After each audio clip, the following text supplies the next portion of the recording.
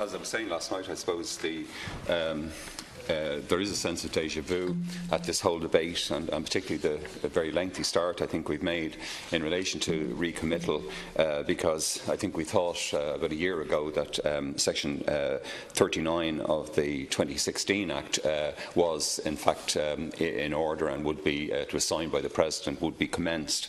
But there's no question that the Amendment 29, which you brought before us, seems to be a comprehensive attempt to finally address the issue of unaccompanied drivers. It's a few years, I think, since one of your predecessors, Minister Fitzgerald, gave me information in relation to the number of fatal and serious injury collisions involving unaccompanied drivers in the period 2012 to November 2016. And there are significant figures. I think in 2012 there were 7 fatal collisions. There were 22 serious ones. In 2013 there were 4 fatal and 10 serious. 2014 8 fatal, 32 serious. 2015 16 fatal and 24 serious. And 2016, up to that time, I think it was in around October, November, there were 7 fatal collisions and 24 serious. So I think it is an issue. I spoke last night about I think it was 49 people who have died on our roads up to Monday or so, and obviously if it was in any other area of transport where you'd have maybe 160 or 70 deaths in a year, in a single instant there would be major investigation, major public inquiry, but because of the nature of traffic deaths and the sort of one or a couple of people being injured and killed week after week, we don't take it often with that seriousness in this House.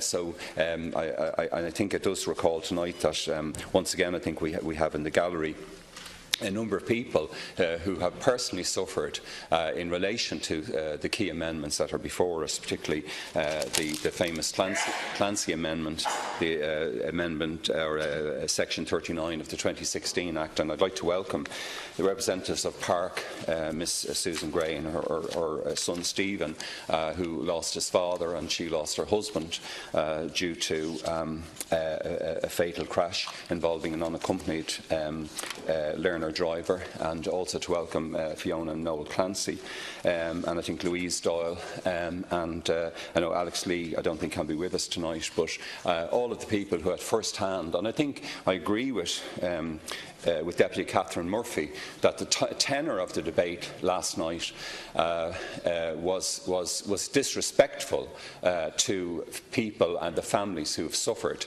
to in fact the now tens of thousands of victims of road traffic crashes. And it's incumbent, I think, to perhaps some of the people who spoke to remember the incredibly sensitive nature of what has happened, what has traumatised families, and which in these 2 main amendments here tonight, and others I know that Deputy Troy brought forward but were ruled out of order, or seem to have been ruled out of order, that what we're trying to do is to remedy an intolerable situation and to try and bring that suffering to an end, and to recognise the campaign.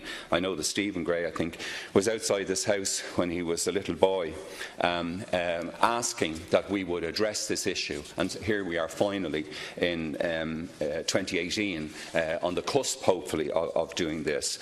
So I believe that we should proceed. I listened at great length last night to the debate from our colleagues representing Kerry and Tipperary, and I was just thinking, of course, Lascan, I know South Kerry particularly fairly well, as I think the deputies Healy Ray know at first hand.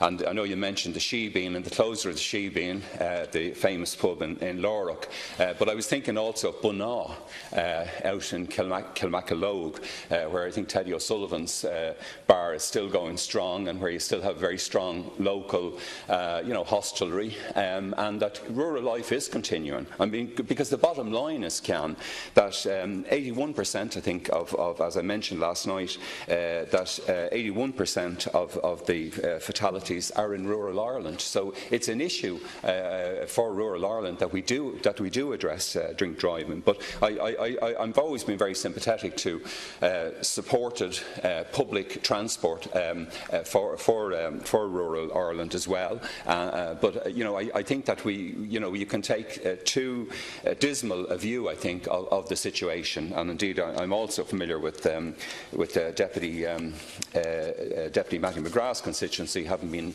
camped a couple of times last Concorda in Clonmel, in the great town of Clonmel, during famous by-elections when I was canvassing for my former party. But I do think the arguments in relation to the 50-80 drink driving, they are pretty overwhelming. I think a lot of the studies that we've seen show that people's capacity starts to decline after 20 milligrams. And international studies that have been done over the years, I think, are pretty conclusive that to operate a machine like a car with drink taken is, when your senses are impaired, is a very serious deficiency. And obviously the statistics that we might be quoting from later on of the huge numbers of casualties, the 180 arrests or whatever it is, week in, week out for drink driving, I think bear out the fact that it is an issue that we must seek to address. And that's why I think in broad terms it is right to recommit this bill to address the two key elements that haven't been addressed so far by this House and by the government. From that point of view, I believe that we should proceed with the business and go through these amendments as quickly as we can. Thanks, Lascan. Thank you.